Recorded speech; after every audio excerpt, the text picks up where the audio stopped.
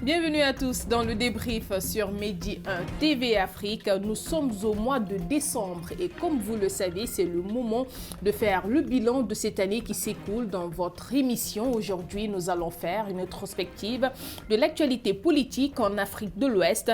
L'année 2019 a été très mouvementée sur cette partie du continent qui continue à faire face à de nombreux défis. Et justement, nous allons en parler avec nos invités du jour. Il s'agit d'Abdoulaye Cissé, journaliste à la RFM. C'est un plaisir de vous recevoir comme toujours. Merci. Sur Medi 1 TV Afrique. Merci Aminata, plaisir partagé. Voilà, et avec lui, Valdiodio Ndiaye, expert électoral. Merci Aminata pour l'invitation. Voilà, nous allons commencer d'abord par le Sénégal. Valdiodio, le président Macky Sall a été investi le mardi 2 avril pour un second mandat lors de sa prestation de serment.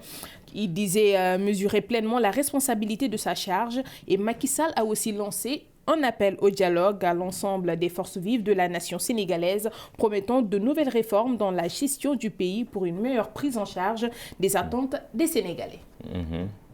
Une année, on peut dire, électorale au Sénégal. Je pense qu'effectivement, c'est un constat. Et une analyse très simple montre qu'il est dans la continuité de ses actions, de ses orientations.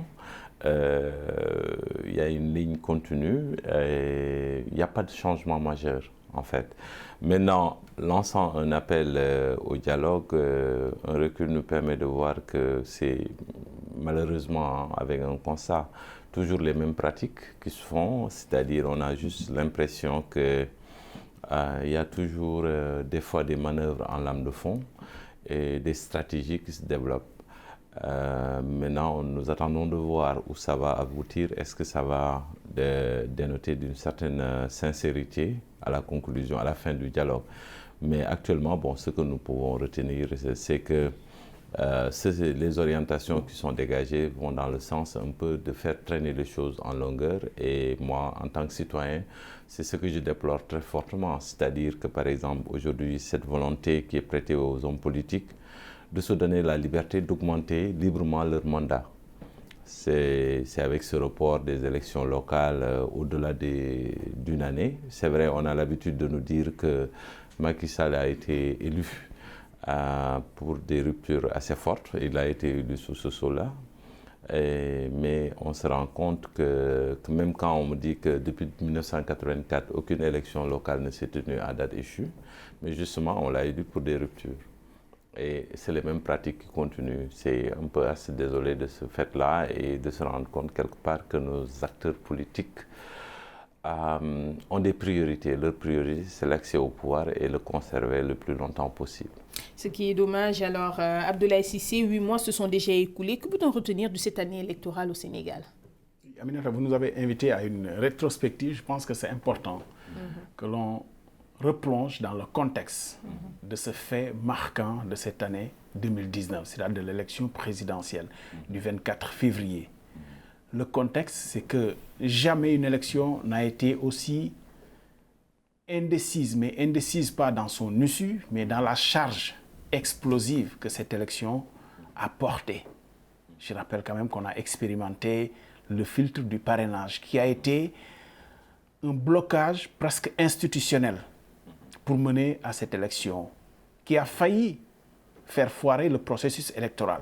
Parce que jusqu'au bout, les acteurs ne se sont pas entendus sur ce filtre du parrainage qui a été introduit pour cette année 2019. La charge explosive, elle est importante quand même. On a vécu des élections, des alternances, 2000, 2012, et je pense que cette année 2019 a porté quelque chose sur lequel le Sénégal doit s'arrêter et réfléchir pour se projeter. C'est ça qui a amené d'ailleurs l'appel au dialogue national, qui comprend le dialogue politique, qui est un élément essentiel d'ailleurs de ce dialogue national. Le président de la République, évidemment, quand il a été proclamé président de la République par le Conseil constitutionnel, la première adresse, c'était de dire à l'opposition, oui, ce processus a été contesté de bout en bout, je vous entends, je vous le concède. Maintenant, asseyons-nous, discutons de tout. C'était les paroles fortes du président de la République nouvellement élu. Discutons de tout pour aller à d'autres échéances peut-être plus apaisées. Manifestement, on n'est pas encore au bout. Le dialogue politique manifestement, ne permet pas encore de tenir un consensus sur des questions majeures. On semble d'ailleurs, moi j'ai l'impression que ce conclave du dialogue politique traite les questions les plus faciles, le consensus autour du report des élections locales.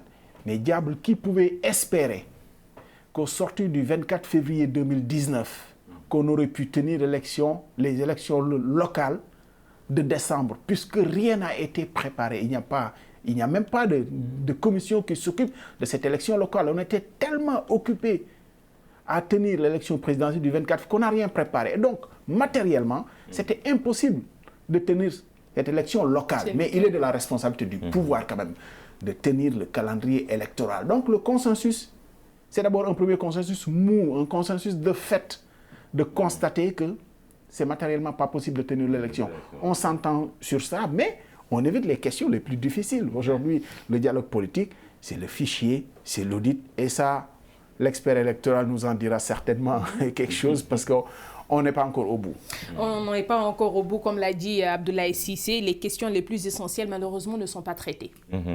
Oui, parce qu'effectivement, Abdoulaye a parfaitement raison, parce que si on regarde bien, par exemple, ce qui a été inscrit à l'ordre du jour du dialogue, c'est de revoir la réévaluation totale, par exemple, du rôle des OGE, les organes de gestion des élections au Sénégal. On en a plusieurs. La Sénat, qui apparemment a tous les pouvoirs, mais n'exerce aucun pouvoir. C'est-à-dire, là, c'est un problème d'homme. C'est-à-dire, c'est un problème d'homme et opérationnel également, parce qu'on se rend compte au niveau de la Sénat que le président de la République, finalement, ne respecte aucun texte, même dans le principe même de nommer les membres de la Sénat. En fait, il fout au pied tout le temps les dispositions, parce qu'il est demandé très clairement, par exemple, si on doit changer un membre de la Sénat, de faire appel au groupe, c'est-à-dire aux structures sociales, etc. Par exemple, si un professeur d'université est en fin de mandat, il faut consulter l'université, c'est à eux de désigner 3 personnalités et le président choisit une personne. Il ne le fait jamais, de manière unilatérale, il nomme maintenant au niveau de la Sénat. Et tout le monde se met au pas. Vous allez au niveau du ministère de l'Intérieur, nous savons tous la contradiction qui existe entre le ministère, cette rupture de confiance profonde. L'autre là, comment ça s'appelle encore? CNRA, nous savons tous comment ça se passe. Donc pourquoi finalement, alors, dans ce cas de figure-là, puisque les recommandations ne sont pas faites? Parce que là, jusque-là, le président Macky Sall a réitéré son appel, mais c'est un appel qui sort toujours, comment dirais-je, au refus de l'opposition. Non. L'opposition est bel et bien maintenant là-bas. Ils sont tous là-bas, en fait. Peut-être à l'exception notable du PDS, etc. Et même là encore, il faut se poser des questions. Mais ce qui est constant, c'est qu'il y a le dialogue. Mais effectivement, on a le sentiment qu'on piétine. On ne touche pas les questions de fond, les questions qui fâchent. Par exemple, je vais vous donner un exemple très simple. Nous sommes à la 38e session. 39. Vous vous rendez compte? On a arrêté le principe de faire l'évaluation du processus électoral de 2019 avec tout le débat. Mais maintenant, si on appelle des experts indépendants qui viennent évaluer, donnent leurs recommandations après, qui va l'appliquer? Qu'est-ce qui s'ensuit? Il faut auditer le fichier. Moi, je regarde les gars un peu avec de travers. Un fichier, il faut l'auditer quand on va à des échéances. On ne l'audite pas comme ça parce qu'on a juste besoin de l'auditer. Donc, on va auditer les fichiers. Après, on part à une révision exceptionnelle des listes électorales. Il y aura encore une autre nécessité de re-auditer ce fichier-là. On laisse de côté le problème du parrainage, qui est vraiment, il l'a dit tout à l'heure, la contradiction principale. Et tout le reste, c'est des contradictions secondaires. Mais dans le processus électoral que nous venons d'achever, c'est le parrainage qui est la contradiction principale, qui est un fil terrible. Qui a été même à l'origine du blocage. Exactement, sur 27, je pense 27 candidats, machin, finalement, c'est 5 qui sont passés. Donc, et aujourd'hui, par exemple, tous les rapports, tous les analyses, vous n'avez même pas besoin de connaître les élections pour savoir que le parrainage tel que édicté dans le code électoral est impossible à appliquer pour les élections locales. C'est impossible. On n'a même pas ce dispositif-là. Quand nous connaissons, par exemple, ce qui se passe, parce que sur le parrainage des locales, c'est le représentant de l'État, du préfet et sous-préfet, et également représentant de la CEDA, des partis. C'est eux qui traitent les candidatures au niveau de la base. Comment ils vont le faire? Avec quel outil? Quel matériel? Nous connaissons tous, nous avons tous vu que le Conseil constitutionnel a lâché de ses prérogatives à un prestataire, et c'est ce prestataire-là qui a traité notre parrainage. C'est-à-dire, aujourd'hui, ils n'ont pas usé de leurs prérogatives parce que les 7 sages, ils n'ont aucune connaissance en matière informatique. Bon, espérons en Donc, tout cas... on revient pour vous rendre... vous allez vous rendre compte qu'on n'a pas touché le parrainage, on n'a pas touché la réforme des OG, on n'a pas touché le statut du chef de l'opposition. Ça, c'est les 3 points essentiels. Malheureusement, qui n'ont pas été touchés. On parle de report. Et même actuellement, les consensus du principe d'évaluer le processus électoral et d'auditer le fichier, ça, c'est des sous-points. C'est des sous-points, comment dirais-je, à revoir. Et l'actualité au Sénégal aussi, ça n'a pas été également cette réélection plutôt du président Macky Sall, mais également la libération de l'ex-maire de Dakar, Khalifa Ababacar Sall. Et peut-on dire, Abdoulaye Cissé, que cette décision du chef de l'État a été un grand moment de décrispation, surtout de la sphère politique du pays? C'est surtout que c'était attendu. Lui-même l'avait promis. Avait déjà promis qu'au sortir de l'élection présidentielle, s'il était réélu, il verrait. Donc c'était attendu. Et de toute façon, on n'enlèvera pas de la tête des Sénégalais et de l'opinion en général qu'il y avait un fond politique derrière cette affaire, sans reposer le problème ici. On le sait, on n'y revient pas. Mais bien entendu, si le président a voulu donner des gages de décrispation pour élargir encore le dialogue à tout le monde, il n'en demeure pas moins que le problème Khalifa Sall n'est pas réglé. Parce que ce n'est pas la grâce qui règle le problème de Khalifa Sall. Et lui-même le sait. Il va se battre pour obtenir d'être blanchi, de retrouver ses droits civiques qui l'ont empêché. Attention, il faut préciser, Khalifa Sall, ce n'est pas le parrainage qui l'a bloqué. Oui, c'est son droit civique. Voilà. Il est passé, donc, lui et Karim. Voilà, il a été gracié, il ne retrouve pas ses droits civiques. C'est un acteur politique majeur, quoi qu'on puisse dire, maire quand même de la capitale, ce n'est pas rien. Le problème n'est pas réglé pour Khalifa Sall. Décrispation, oui, puisque ça a calmé peut-être les manifestations qui avaient cours tous les vendredis dans la capitale, mais on n'est pas au bout, en tout cas, du processus de pacification. Et Khalifa Sall, contrairement à ce qu'on aurait pu penser qu'il y avait un accord tacite, Khalifa Sall a clairement dit qu'il se situe aujourd'hui dans le camp de l'opposition pour faire face au pouvoir en place. Donc c'est une rupture. Et ça amène à un autre point, rupture avec le Parti socialiste, qui est son parti d'origine, et qui, lui, est dans la coalition présidentielle. Même après la mort de son chef Ousmane Tanor Dieng, on a vu que le président a aujourd'hui donné la preuve qu'il y a un accord de gouvernance avec le Parti socialiste, puisque le Parti socialiste, au-delà de la personnalité Ousmane Tanor Dieng, retrouve les mêmes avantages et les mêmes prérogatives de responsabilité que avant Ousmane Tanor Dieng. Donc, il y a un accord de gouvernance entre le parti et Khalifa Sall se pose en opposition aujourd'hui, radicalement, face au président Macky Sall. Ça aussi, ça aura des implications dans les échéances à venir, bien entendu. On parle des élections locales, bien entendu. Khalifa Sall voudra reconquérir certainement son portefeuille. Est-ce que ce sera un escalier pour aller au-delà? On ne le sait pas, mais en tout cas, il se situe dans le camp de l'opposition et de ce cadre-là qui s'est créé. Peut-être même rebondir sur ce point, même avec ça rapidement avant de s'attaquer à un autre pays. Aujourd'hui, on entend souvent des voix qui s'élèvent du côté de la majorité présidentielle pour parler de réformer même le système d'accession à la ville, hein, être maire de la ville. Il parle de réformer. Bon, tout ça, il faut l'analyser. Qu'est-ce qu'il y a derrière? Qu'est-ce qu'il y a derrière? Bon, c'est la question principale. Et un autre pays d'Afrique de l'Ouest, marqué par la politique, le Nigeria, avec l'élection du président Buhari, qui a lui aussi été réélu pour un mandat de 4 ans à la tête du pays le plus peuplé d'Afrique, alors que la sphère politique peu renouvelée ne séduit plus l'électorat, de plus en plus jeune, avide de changement au Nigeria. Bon, je pense que pour le cas du Nigeria, c'est un constat. Hein, c'est un constat parce que là-bas, peut-être leur système électoral est légèrement, sensiblement différent du nôtre. Maintenant, il est évident que pour une première, la stratégie de Buhari a payé parce qu'il n'y a pas eu ce cycle d'alternance entre chrétiens, musulmans, etc. Il y a une certaine consolidation. Mais je ne peux pas dire que, même s'il a fait quelques avancées du point de vue, par exemple, de l'assainissement de l'environnement, de la lutte contre la corruption, mais fondamentalement, c'est des questions qu'il n'a pas encore réglées. Et surtout l'aspect sécuritaire. L'aspect sécuritaire, aujourd'hui, par exemple, qui lui donne réellement des problèmes. Mais maintenant, aujourd'hui, le cas du Nigeria, c'est qu'ils ont un problème d'émergence d'un nouveau type de leadership. C'est-à-dire, en dehors de la classe politique vieillissante, il n'y a pas l'émergence d'un leader besoin de renouvellement de la classe politique. De la classe politique, il y a cette absence de renouvellement de la classe politique au niveau du Nigeria.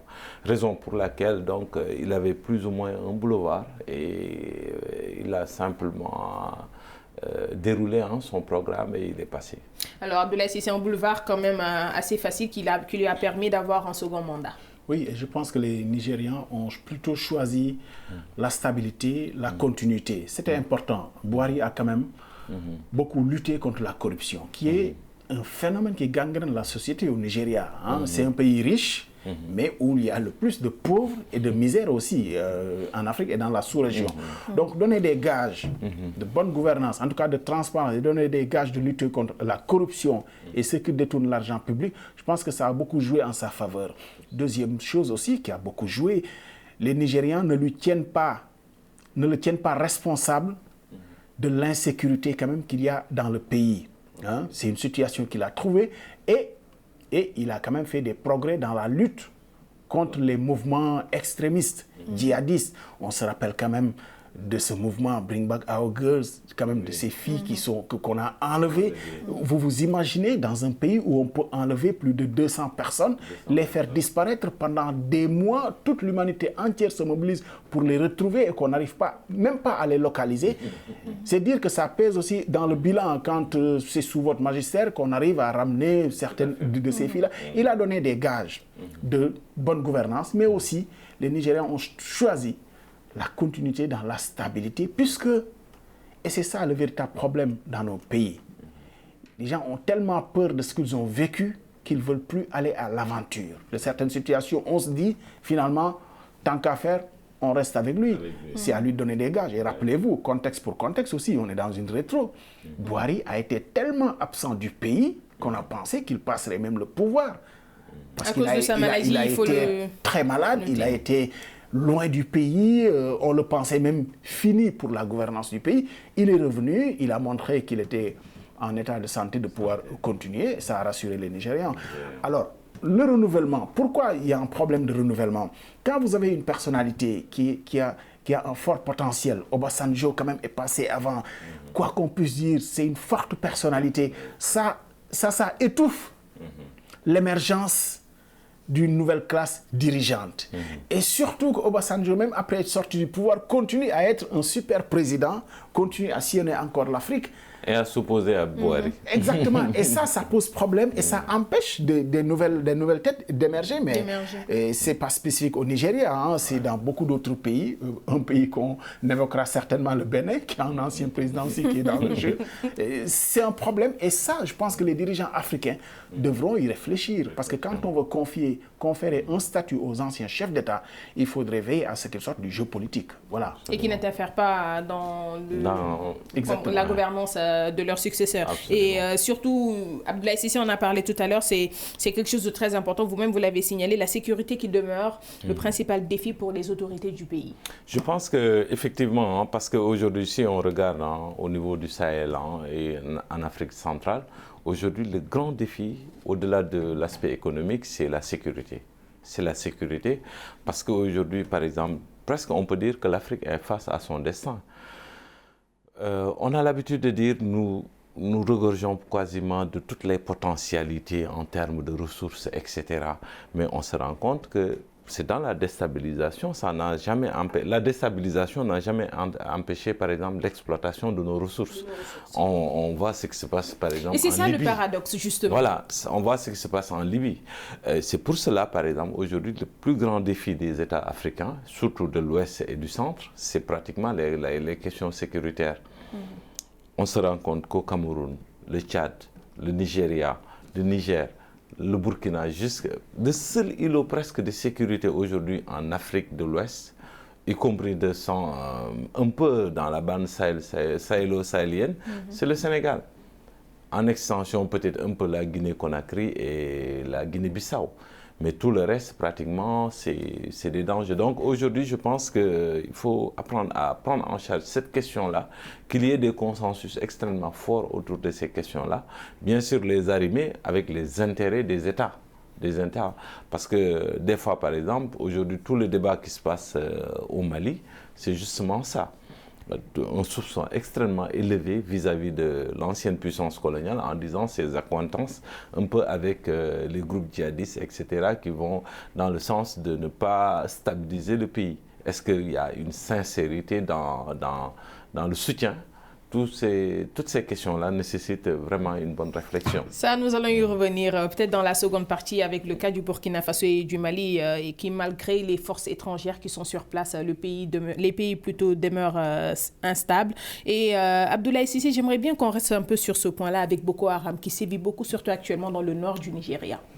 Et qui étend ses tentacules, bien sûr, dans la zone aujourd'hui qui interpelle même les puissances étrangères, notamment dans la zone du Sahel. C'est Boko Haram qui aujourd'hui prend le lead des mouvements extrémistes en Afrique. Boko Haram ne s'installe plus qu'au Nigeria, bien sûr, c'est parti de là-bas, mais il étend ses tentacules un peu partout. Il y a forcément des liens de toutes ces ramifications, et d'ailleurs le mode opératoire est presque le même, parce que Boko Haram est né certainement d'un grand mouvement qu'on a connu et qui n'existe plus, en tout cas pas dans notre zone. Ici, bon, un mouvement qui a presque disparu aujourd'hui, mais le mode opératoire d'intervenir ou de faire des opérations jusqu'en ville et de pouvoir se fondre dans la masse, de disparaître sans qu'on ne puisse remonter la filière. Au Burkina Faso aujourd'hui, les attaques ne se passent pas en campagne ou dans des zones reculées. C'est dans la ville, dans des bases militaires que les attaques se passent. Et cela même parfois en complicité avec la population qui n'est pas assez sensibilisée sur le fait. Ah non, c'est pas qu'il n'est pas assez sensibilisé, c'est que vous avez des populations qui vivent avec ceux qui mènent une lutte qu'on ne leur a pas expliquée. Parce que aussi, il faut pas se tromper. Je pense que dans cette problématique-là du djihadisme, il y a une logique des puissances étrangères qui pensent qu'il y a la logique de religion derrière, forcément. Mais il y a quand même une valeur sociale que ces mouvements-là mettent en avant, puisqu'ils vivent avec ces populations, leur montrent que c'est nous, vos amis, c'est nous qui faisons tout pour vous. Regardez, depuis 60 ans, est-ce que l'État a fait quelque chose? Est-ce que les puissances étrangères ont fait quelque chose? Alors que nous, dans nos associations, dans nos mouvements qu'on met en place, on arrive quand même à dévoiler certaines choses. Là, c'est la part de responsabilité des États. Mais justement, vous parlez d'entités où il n'y a même plus d'État aujourd'hui. Si on prend le cas du Mali, je pense qu'il n'y a que Bamako et quelques grandes villes qui sont administrées. Ce territoire est aussi vaste que l'Union européenne, mais comment voulez-vous que le Mali, dont l'administration est à lambeaux, administre aujourd'hui ce pays en dépit du soutien des forces Barkhane et de la force internationale? Vous voyez qu'on n'y arrive pas et c'est un problème. Le problème qui se pose. Bon, là, nous allons marquer une toute petite pause. Vous avez quelque chose à ajouter? Non, c'est bon. Je pense que... Voilà, c'était juste pour marquer une petite pause et revenir dans la seconde partie du débrief. Et là, il y a d'autres pays. Voilà, nous sommes dans la seconde partie du débrief. Tout à l'heure, on parlait du Nigeria. Et là, nous nous intéressons au Bénin et lui aussi a vécu des temps forts avec les législatives qui se sont déroulées sans l'opposition. Oui, je pense que ça, tout le monde l'avait constaté. Hein? C'est-à-dire, on a l'habitude de dire que le Bénin, c'est un cas d'école. C'est un cas d'école et l'expérimentation, à mon sens, hein, a commencé au Sénégal avec cette histoire de parrainage. Maintenant, évidemment, dans la sophistication de la réflexion et de la stratégie, Talon est allé plus loin. Il est allé plus loin que Macky Sall parce que lui-même, il a fait un dispositif à la racine. C'est-à-dire en redéfinissant totalement les règles du jeu de manière unilatérale avec maintenant des partis politiques, même avec cette discussion-là qu'il a convoquée sans l'opposition significative, ils ont davantage corsé les choses en termes même de création de partis politiques, l'instauration d'un poste de vice-président et toute une stratégie qui est déroulée. C'est-à-dire aujourd'hui, il est important de se poser la question au Sénégal, du moins en Afrique de l'Ouest, que veulent nos présidents, que veulent ceux qui nous gouvernent? Parce qu'aujourd'hui, de manière très précise, toute leur stratégie tient à un fil, c'est-à-dire conserver le plus longtemps le pouvoir. Et pratiquement à la place de la lutte des classes, ils ont mis maintenant la lutte des places et maîtriser et contrôler l'économie. En fait, c'est ça qui est en train de se dérouler à travers tous les pays. Il faut l'analyser sous ce rapport-là. Ça, j'allais le dire. Il y a un peu cette similitude entre les pays de la sous-région. Les cas sont un peu à peu près les mêmes. Les réformes, moi, j'ai taquiné même des amis de l'administration qui ont travaillé sur le parrainage. Je les ai dit, bon, je sais que vous aurez du boulot d'ici 10 ans parce qu'en Afrique centrale, on va faire appel à vous pour expérimenter et approfondir davantage la stratégie du parrainage. Parce que c'est clair que, ne soyez pas surpris, l'année prochaine, peut-être à la fin du mandat des Sassou et autres, d'entendre dire qu'ils vont instaurer à nouveau le parrainage. C'est vrai que Talon, par contre, lui, a pris le bout de cette affaire-là par l'approche juridique. Bon, nous connaissons tous son ancien ministre de la Justice, qui est aujourd'hui le président de la Cour conseil, Diok Benou. Nous le connaissons aussi. Et chacun semble avoir son tailleur brillant professeur de droit, donc il sait manipuler les textes, etc. Et tout ça, en fait, ça regorge en fait aussi un danger. À force de manipuler les textes, de développer des stratégies, ça peut peut-être, quand le peuple aura conscience qu'ils n'ont pas plus d'issue, pour régler les questions démocratiques, il risque de le régler d'une autre manière. Et toujours sur le cas du Bénin, tout à l'heure, Ablaye le disait, c'est-à-dire ce manque de leadership et de perspective, d'émergence de leadership jeune, renouvellement de la classe politique. On est en train de se rendre compte qu'en Afrique de l'Ouest aussi, la plupart du temps, c'est les anciens chefs d'État qui deviennent quasiment les figures de proue de l'opposition. Comme ça se passe au Bénin avec Boni Yayi. Il parlait tout à l'heure du Nigeria. Bon, je suis sûr qu'au Sénégal aussi, c'est quasiment la même chose. C'est vrai que le président Ouad, peut-être c'est par rapport à son âge qu'il ne se définit plus de stratégie. On voit aussi ce qui se passe, comment un groupe de 3 leaders politiques ont totalement capturé la politique en Côte d'Ivoire. Ces 3 personnes. C'est-à-dire enlever par exemple en Côte d'Ivoire Alassane Ouattara, Gbagbo et Henri Konan Bédié, mais en fait le paysage politique va être totalement ouvert et une redéfinition totale des jeux du pouvoir. On va revenir. Alors Abdoulaye Cissé, il a dit tout à l'heure cette élection législative qui s'est déroulée plutôt sans l'opposition, ça c'en est un. Et aussi les tensions entre le président Talon et son prédécesseur Boni Yayi. Moi, je dois croire que c'est parce que je n'ai jusqu'ici approché aucun appareil d'État, ça me va très bien d'être journaliste, que je crois encore que le meilleur moyen pour rester au pouvoir, c'est de travailler à la satisfaction de la demande sociale, des besoins des populations. Mais manifestement, ce n'est pas ce que croient nos dirigeants. Puisque la stratégie aujourd'hui, la stratégie partout, on l'a vu dans le déroulé de notre actualité, dans le fil de notre actualité, la stratégie c'est l'exclusion des challengers. C'est-à-dire quand quelqu'un s'installe, la chose qui lui vient en tête, c'est comment faire de sorte à exclure les challengers. Au Bénin, c'était très très sophistiqué.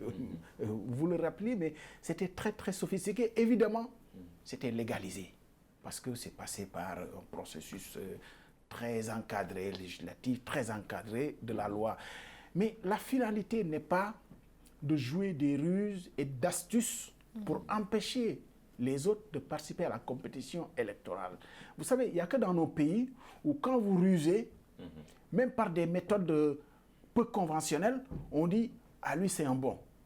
Quand vous rusez et que vous arrivez à rouler dans la farine comme un boulanger vos adversaires, on pense que vous êtes intelligent, que vous êtes un extraterrestre. Alors que tel n'est pas le cas. Tel ne devrait pas être le cas. Mais malheureusement, je le constate, c'est ça. Pour revenir à la question du Bénin, évidemment, les acteurs politiques ont été exclus. Certains ont boycotté, c'est toujours une erreur de boycotter une compétition électorale parce que vous vous excluez de fait du jeu. Maintenant, ce qui se passe au Bénin, il est à saluer que le président Patrice Talon semble quand même avoir envie de calmer les choses, puisque ceux qui sont avec lui semblent aller beaucoup plus loin par des réformes de confiscation de la volonté populaire, avec cette dernière réforme de mettre en place un ticket présidentiel qui, on le sait, prépare aujourd'hui à quelque chose qu'on est en train d'expérimenter malheureusement un peu partout en Afrique, le syndrome à la russe. Voilà. Et on cherche encore à le légaliser par des voies de droit. Et c'est ça qui est terrible en fait en Afrique. On cherche à valider par des voies de droit ce que moralement tout le monde devrait réprimer. Heureusement, je dis, parce que le président Patrice Talon a clairement dit que pour lui, il n'y a aucune urgence à promulguer cette loi, bien votée par l'Assemblée nationale, par sa majorité, à l'unanimité des députés qui étaient présents à l'Assemblée nationale, puisqu'ils sont tous acquis à sa cause. Mais lui-même, pour qui cette loi est faite, dit ne pas être dans les dispositions, en tout cas, de la mettre en pratique. On verra bien d'ici les prochaines élections, mais il peut être salutaire aussi, dans nos démocraties, d'avoir un ticket, c'est-à-dire de savoir pour qui on vote, au-delà de la personne qui se présente à nous, de savoir avec qui il conduit les affaires de l'État. Si c'était juste pour équilibrer le pouvoir du président, on aurait compris. Mais on le sait, si vous choisissez, si c'est vous qui choisissez celui qui doit être votre binôme, honnêtement, je ne vois pas dans nos démocraties africaines comment cette personnalité peut même être un contrepoids ou un équilibre à la superpuissance d'un président de la République. C'est tellement vrai en plus que maintenant, même nos présidents maintenant ne veulent même plus entendre parler du Premier ministre. Exact. Ce qui est le cas actuellement au Sénégal avec la suppression du poste de Premier ministre. Et si on revient un peu, avant de revenir même plutôt au tiraillement entre Patrice Talon et son prédécesseur Boni Yayi, cette actualité avec le Parlement béninois. Vous en avez parlé tout à l'heure, il a procès, ça a été voté à l'unanimité, un code électoral qui instaure notamment un poste de vice-président et qui ne répond surtout pas aux principales revendications de l'opposition. C'est là où ça pose problème, qui avait été exclu des dernières législatives. Oui, parce qu'en fait, les dispositions qu'ils ont mis en avant, c'est très clair, hein? C'est-à-dire au nom du principe il faut avoir un ancrage populaire pour être reconnu comme un parti politique. Il y a un système de calcul à la base. Je pense qu'il faut avoir dans chaque coin 12 membres fondateurs, le tout multiplié par département, ça donne, je ne sais pas, presque 12 000 ou 15 000 membres fondateurs pour être reconnu comme parti politique. C'est-à-dire, cette approche-là, sur le principe, c'est beau. C'est beau, mais en fait, dans le fond, je ne pense pas que Talon et ses soutiens, s'ils étaient dans l'opposition, qui seront en mesure de réaliser cette question-là. Ce qui est très difficile. Donc, je pense que Ablaye l'a dit tout à l'heure, hein, c'est-à-dire toute cette stratégie qui est développée chaque fois, et ça repose tout le temps ce débat sur la légalité et la légitimité.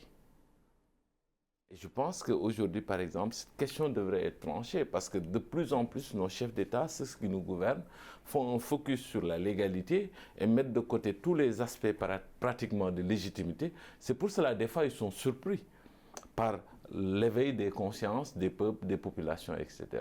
Et parlons un peu, avant de boucler ce chapitre, des relations entre Patrice Talon et Boni Yayi. Tout à l'heure, vous avez évoqué le cas d'Obasanjo. C'est un cas répétitif.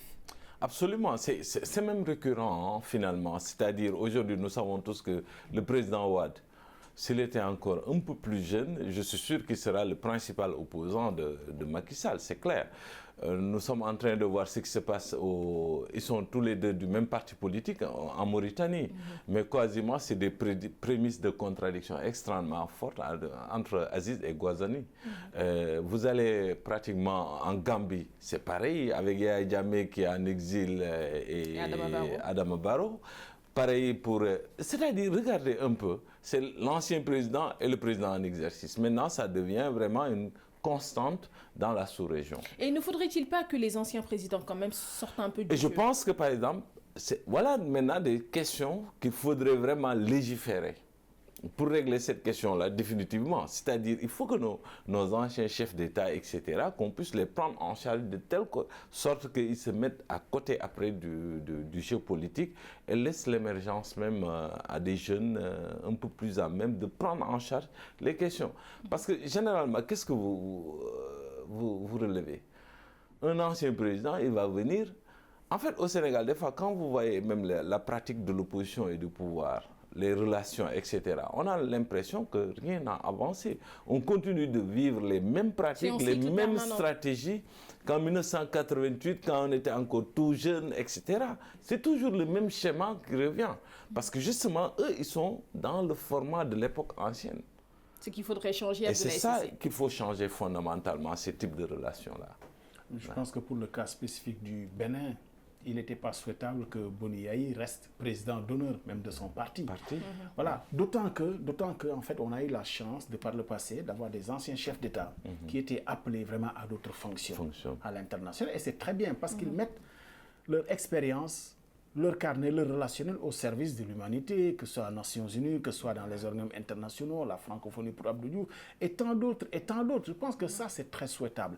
Mais de rester dans le pays, de participer encore aux jeux politiques, et surtout, à partir du moment où quand même la Constitution vous garantit un statut, je pense qu'on doit y mettre aussi les mesures pour soustraire ces anciens chefs d'État-là du jeu politique. Il n'est pas admissible que la Constitution vous garantisse un statut et que vous vous soustrayez de ce statut-là pour participer au jeu électoral. Finalement, il y a presque rupture d'égalité entre l'ancien chef d'État et celui qui est en place. Parce que finalement, c'est lui qui donne les moyens à celui qui est son prédécesseur, de le combattre. Et c'est ça qui va amener que les présidents en place vont presque modifier les constitutions pour ne plus donner de statut aux anciens chefs d'État. Pour assurer leur survie. Il faudrait qu'on arrive à ce genre de réforme, d'autant qu'on n'arrive pas à se sortir du jeu politique. On n'a pas besoin d'exemples de Barack Obama, de d'autres, qui ont vraiment autre chose à faire que d'avoir envie de revenir au pouvoir. Et justement, ces présidents même s'éloignent même de la vie politique, ils n'interfèrent en rien. Et là, on va boucler ce chapitre des élections avec les deux Guinées, Conakry et Guinée-Bissau, où l'actualité pour la première a été... et continue d'ailleurs d'être marquée par une situation politique qui se dégrade de jour en jour avec les manifestations qui se poursuivent contre un éventuel troisième mandat du président Alpha Condé. Vous savez, sur la Guinée, moi, je ne fais pas partie de ceux qui crient au scandale contre Alpha Condé. Il y a un principe moral.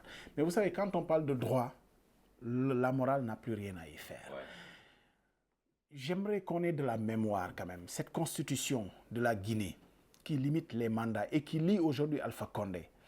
C'est une constitution pas sur la base d'un consensus populaire, sur la base d'un consensus entre les acteurs politiques en 2010. C'était un consensus vraiment à minima. Et imaginez quand même de mettre le verrou de l'intangibilité d'une constitution sur un principe, parce que je ne vois pas la raison pour laquelle ceux qui étaient aux affaires en 2010 peuvent décider de l'avenir de toutes les générations de la Guinée pour mettre un verrou intangible. Ça, c'est un premier point. Maintenant, deuxième chose, si tant est que c'est la Constitution qui l'interdit, et c'est le cas, Alpha Condé a donné des gages, l'avait donné de ne pas vouloir prétendre à un troisième mandat, mais manifestement, tous les actes qu'il pose tendent à croire qu'il veut encore rester au pouvoir. Et c'est un problème. Et ça, c'est un problème. Quand on a dit ça, on n'a pas réglé le problème, bien entendu, puisque pour lui, pour se présenter, il est obligé de faire une réforme de la Constitution. Sa réforme peut être plus légitime, parce qu'il peut, s'il le fait passer par un référendum, honnêtement, c'est plus légitime que le consensus. On se rappelle encore du consensus, vraiment à minima de 2010, pour sortir d'une crise aiguë et profonde. C'était juste une réforme entre acteurs politiques qui n'est passée ni par l'Assemblée nationale, ni par un référendum populaire. Et c'est ça qui ne donne pas cette légitimité à cette constitution-là qui n'était pas passée par un référendum. Mais, somme toute, comment imaginer aujourd'hui qu'on fasse sauter ce verrou-là juste parce qu'un président en place veut se présenter? Moralement, c'est un problème. Et honnêtement, moi, j'aime qu'on retourne au peuple. Si Alpha Condé le veut, il n'a qu'à le soumettre au peuple. Je pense que le peuple décidera en ce moment-là. Après, bien sûr, je vois les cris d'Orphée qui vont rappeler, comme on le dit maintenant, l'avare. Vous aviez dit, vous aviez dit, vous aviez dit. Mais moi, j'ai arrêté de croire à la parole des hommes politiques. Et bien entendu, comme le disait Jacques Chirac, ça n'engage que ceux qui y croient. Voilà. Et surtout, moi j'aimerais bien, puisque Abdoulaye Cissé est un peu remonté dans l'histoire, si on constate les faits actuellement en Guinée, c'est comme si actuellement le président Condé est en train de poser des actes dont lui-même avait été victime auparavant, avec son prédécesseur. Non, en fait, ce que Abdoulaye a dit, c'est tellement important. En fait, souvent, on ne fait pas attention à ça. C'est-à-dire, il a fait une remontée sur l'histoire pour mettre et beaucoup de personnes ne le savent pas, hein, c'est-à-dire ils ne comprennent pas qu'aujourd'hui, par exemple, cette constitution-là n'avait aucun cachet légitime, hein, et officiel. C'est comme, par exemple, des politiques qui se réunissent entre eux avec aucun mandat. C'était les alphas, le militaire là, son ancien, comment il s'appelle encore, c'était avant Dadis, après Dadis, comment il s'appelle, Sekouba. Et tous ces gens-là, c'est eux qui se sont réunis en fait pour instaurer ces aspects-là, derrière, sans aucun sceau populaire. Par contre, ce qui dérange aujourd'hui, c'est les questions morales. C'est les questions morales parce que lui, Alpha, il a souscrit à ça. Il l'a signé, cet accord, et ensuite il veut revenir là-dessus. Et en plus, à son âge. Parce que aussi, des fois, il faut qu'on aide nos chefs d'État. Je pense que c'est vrai, nous tous, nous rêvons d'avoir son âge, mais quand même, à un certain âge, il est quand même difficile de pouvoir gérer un pays, surtout un pays comme la Guinée, que Dieu a tout donné, mais qui manque de tout. Donc, où tout est priorité. C'est assez complexe. Je pense que ça, c'est des questions de fond, vraiment, et je ne pense pas quand même au niveau de son parti, normalement, RPG, il devait y avoir quand même une relève. Il y a des cadres brillants de son parti qui peuvent légitimement prendre la relève. Je pense que ça, c'est des perspectives sur lesquelles... Mais par contre, il faut se féliciter que depuis avant-hier, quand même, on a vu les verdicts qui sont tombés. Bon, ça va un peu dans le sens de décrisper la situation. Donc, mais il en faut plus. Voilà, c'est des choses à saluer. Et il y a sa jumelle à côté, Abdoulaye Cissé, la Guinée-Bissau, qui, vous le savez, a traversé aussi une grave crise politique après des mois de confrontation entre la présidence et le gouvernement. Le pays s'apprête à tourner une nouvelle page avec Domingos Simões Pereira et Umaro Sissoco Embalo, deux anciens premiers ministres qui s'affronteront au second tour le 29 décembre prochain. Et chose extraordinaire, quand même, le président Diaz, qui était candidat à cette élection, qui arrive quatrième. Est sorti du jeu. Mais rappelez-vous quand même, pourquoi il sort du jeu?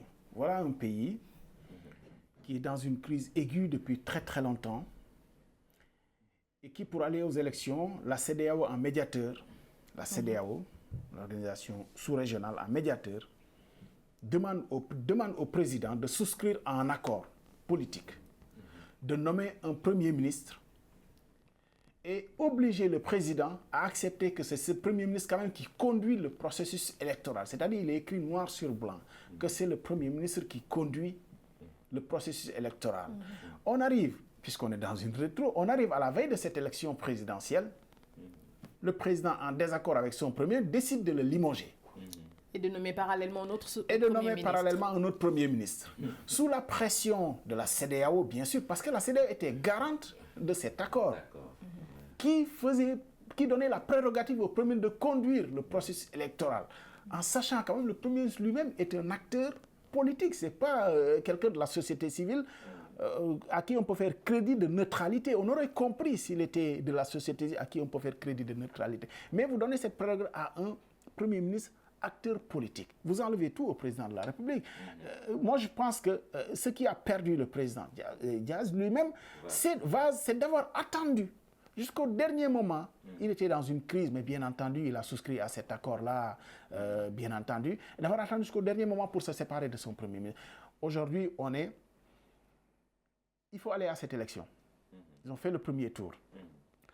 Aujourd'hui, on risque, et beaucoup le pensent, que le PAIGC qui est qualifié à ce second tour est facteur de stabilité pour la Guinée-Bissau.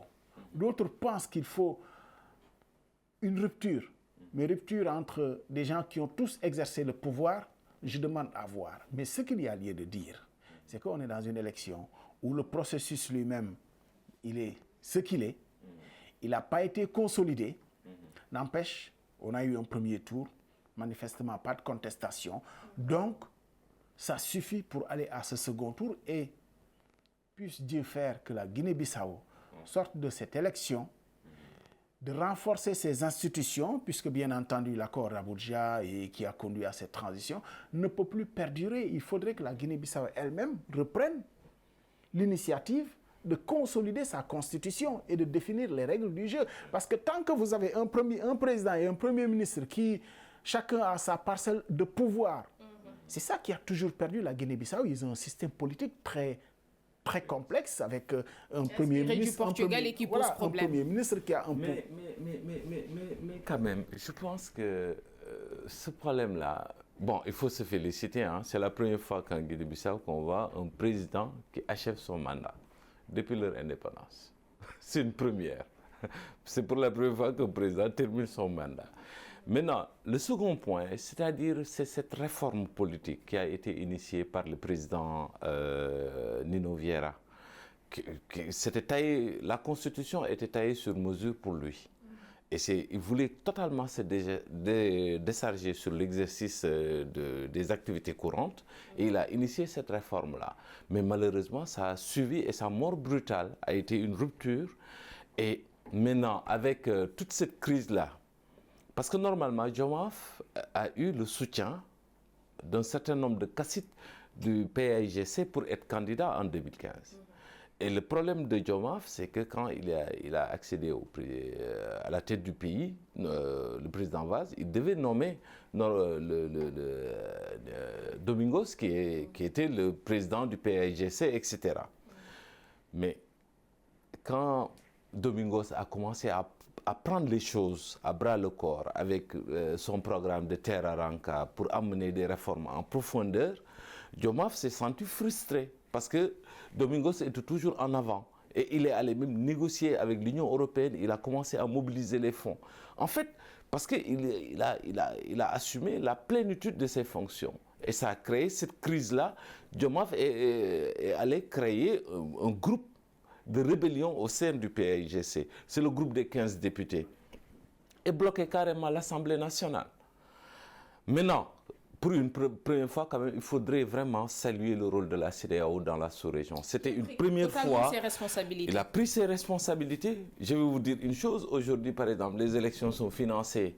Aussi bien les anciennes élections que celles-ci ont été totalement financées par la CEDEAO. Ça, c'est ce qui est une avancée. Je vais pas aller très loin en termes de révélation pour vous dire le rôle du Sénégal est essentiel là-dessus. Maintenant, si vous analysez un peu ce qui se passe aujourd'hui, par exemple, on se rend compte, tous les observateurs sont unanimes à savoir que si Domingos passe avec le PAIGC, ce sera un facteur de stabilité pour le pays.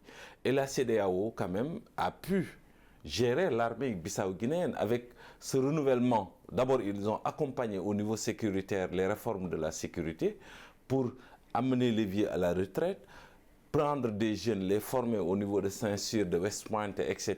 Et aujourd'hui, ces jeunes-là, c'est eux qui sont les généraux, etc., qui vous disent qu'ils ne font pas de coup d'État. Ce qui est nécessaire à la stabilité du pays.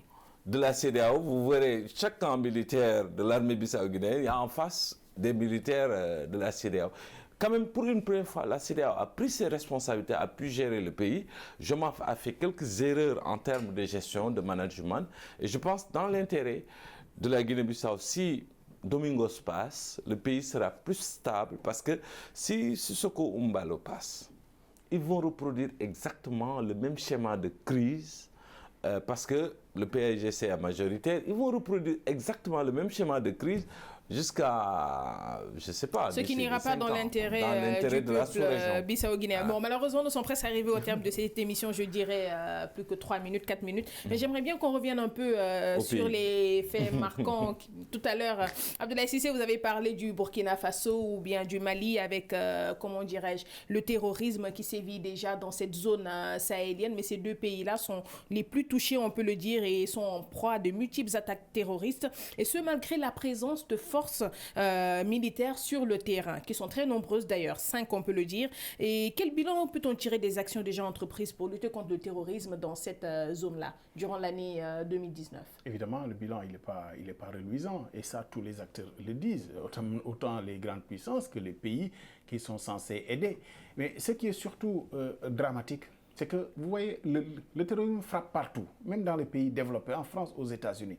À la différence, quand le terrorisme frappe en France, aux États-Unis, les terroristes n'échappent pas. On arrive à remonter tout de suite la filière et de les mettre hors d'état de nuire.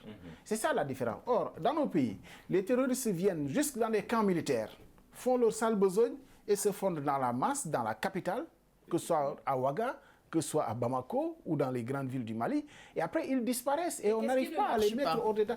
Non, c'est qu'il y a un système de renseignement qui certainement ne fonctionne pas. Mais il y a un système d'assimilation aussi de la lutte qu'on nous impose, la façon de lutter contre le terrorisme qu'on nous impose, qui n'est pas la façon de lutter contre le terrorisme qu'on aurait dû avoir, nous, dans nos pays. Vous voyez, l'enjeu pour ces puissances-là qui viennent nous aider, on ne le sait pas aujourd'hui, mais c'est de contenir encore ce terrorisme-là ici et de faire de sorte que ce terrorisme-là ne s'exporte pas dans leur pays. C'est ça qui justifie aussi l'enjeu de venir prêter main forte dans nos pays, parce que ça a été le terreau du terrorisme, que ce soit en Algérie, les mouvements extrémistes sont descendus par la suite un peu plus bas. Vous voyez, en Algérie, les grandes puissances sont intervenues au point que ça a posé problème auprès de la population parce qu'ils sont très nationalistes aussi, n'acceptent pas forcément qu'une puissance vienne se mêler à leurs affaires. Et après, on reproche presque aux puissances-là de tuer des enfants du pays. Vous voyez, après, les terroristes sont descendus encore beaucoup plus bas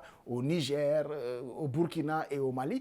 L'enjeu, c'est pour eux d'aider à contenir ce terrorisme-là, pas chez nous pour qu'ils frappent, mais pour les mettre hors d'état de nuire. Mais ça ne devrait pas être le même logiciel. Peut-être un dernier mot là-dessus avant qu'on boucle. Oui, je souscris intégralement à ce que Ablaye a dit tout à l'heure. C'est-à-dire, aujourd'hui, par exemple, je pense que l'heure n'est plus vraiment au discours, aux réunions, etc., au forum, tout ça. C'est-à-dire, c'est à l'action. Nous avons des militaires aguerris. Je pense qu'il doit y avoir des échanges de manière plus approfondie entre les différents pays en matière de formation et surtout de renseignement. Parce que c'est ça qui est essentiel. Un pays qui tient en matière de sécurité, c'est un pays qui a un système de renseignement performant. C'est clair. Ouais. Et si cette affaire-là est réglée vraiment, je pense qu'on pourrait peut-être retrouver plus progressivement une petite stabilité en Afrique de l'Ouest. Peut-être pour terminer, juste dire que parmi les faits marquants quand même au Sénégal, il faut vraiment rendre hommage aux disparus qu'ont été Ahmad Dansokho et Ousmane Tanor Dieng, qui ont quand même marqué la vie politique du Sénégal. Je souscris entièrement. On peut déjà vous souhaiter bonne année, non? Et à tous vos téléspectateurs. Oui, pour anticiper. Et bonne année à tous les téléspectateurs de Medi TV. De toute façon, peut-être on se retrouvera, mais en 2020, Inch'Allah. Espérons-le dans quelques semaines, 2 Inch'Allah. Maximum, Inch'Allah. 3 semaines. En tout cas, il y a beaucoup de choses à dire pour la rétro de l'année 2019 dans la zone ouest africaine qui a été très mouvementée et malheureusement nous sommes arrivés au terme de ce débrief-là. Merci en tout cas. Je rappelle que vous êtes expert électoral et Abdoulaye Cissé, notre confrère journaliste de la RFM, la radio Futur Média. Et c'est la fin de ce débrief. Merci de l'avoir suivi. Bonne suite de programme sur Médian TV Afrique.